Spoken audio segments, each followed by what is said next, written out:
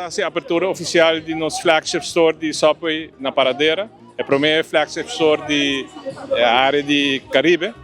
E nós estamos bezig com o Subway 2 anos e meio acaba de desenvolver a tienda aqui. E que você espera de Subway aqui? Bom, o Subway aqui tem padrão está desenhado full diferente. Com outra tienda, quizás o cliente não está aqui, mas para trás é diferente, porque nós temos linha separada para drive-thru.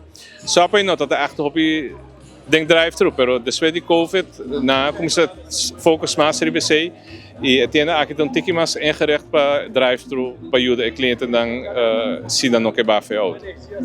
Há mesmo invitação à comunidade de Aruba? Sim, me invita o povo de Paradeira, foral, pero toda gente também de Aruba para passar aqui com a família, não se vai a auto, para passar o drive-thru, ou para e desayunar, passar assim lunch ou dinner, nós temos pizza novo, nós temos footlong cookie, nós temos para toda gente.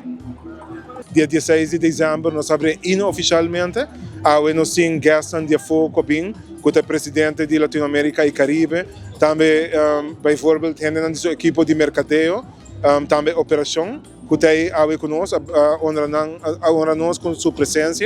Então, para nós é um momento oportuno, ideal, para fazer uma abertura junto com o staff, do store manager de toda a tienda de Aruba e também o time de Subway Paradeira. Mas aí nós estamos aqui para a abertura oficial da tienda, é flagship store na Subway Paradeira.